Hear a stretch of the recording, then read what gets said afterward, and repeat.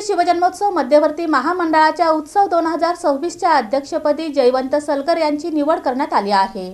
श्री शिवजन्मोत्सव मध्यवर्ती महामंडळाची महत्त्वपूर्ण बैठक रविवारी दिनांक 1 फेब्रुवारी रोजी डाळिंब आड येथील शिवजयंती मंडळाच्या मैदानात पार पडली। मावळते अध्यक्ष सुशील बंदपट्टे यांच्या अध्यक्षतेखाली झालेल्या या बैठकीत सन 2025-26 या वर्षासाठी मध्यवर्ती शिवजन्मोत्सवाचे नवे पदाधिकारी निवडण्यात आले। यंदाच्या उत्सव अध्यक्षपदी जयवंत सलगर यांची तर कार्याध्यक्षपदी उत्तरा बर्डे बचुटे, कृष्णा सुरवसे यांची निवड करण्यात आली। या बैठकीत यंदाच्या शिवजयंती मिरवणुकीबाबत महत्त्वाचा निर्णय घेण्यात आला। डॉल्बीच्या कर्णकर्कश आवाजाला फाटा देत ढोल ताशे, लेझिम, रणशिंग, तुतारी यासारख्या पारंपरिक वाद्यातूनच शिवजयंती मिरवणूक काढण्याचा निर्धार एकमताने करण्यात आला। छत्रपती शिवाजी महाराजांचा इतिहास, संस्कृती व विचार नव्या पिढींपर्यंत सुसंस्कृत पद्धतीने पोहोचवण्याचा उद्देश या निर्णयामागे असल्याचं पदाधिकाऱ्यांनी स्पष्ट केलं। या निर्णयाला उपस्थित सर्व शिवजयंती मंडळे व शिवप्रेमींनी उत्स्फूर्त पाठिंबा दर्शवला। यंदाची शिवजयंती सांस्कृतिक, शिस्तबद्ध व पारंपरिक पद्धतीने साजरी करण्याचा संकल्प यावेळी करण्यात आला। या बैठकीस शिवजन्मोत्सव मध्यवर्ती महामंडळाचे ट्रस्ट अध्यक्ष पद्माकर काळे, पुरुषोत्तम बर्डे, राजन जाधव, चंद्रकांत वानकर, दिलीप कोल्हे, सुनील रसाळे, भाऊ रोडगे, विजय पुकाळे, लहू गायकवाड, नगरसेवक शिवाजी वाघमोडे, श्रीकांत डांगे, ज्ञानेश्वर सपाटे, श्रीकांत घाडगे, महादेव गवळी, मतीन बागवान, प्रकाश ननवरे, शिवा कामटी, प्रताप चव्हाण, सूरज बनगर, गणेश डोंगरे, अशोक कलशेट्टी, गजानन चक्रपाणी, आबा सावंत यांच्यासह शिवप्रेमी मोठ्या प्रमाणात उपस्थित होते।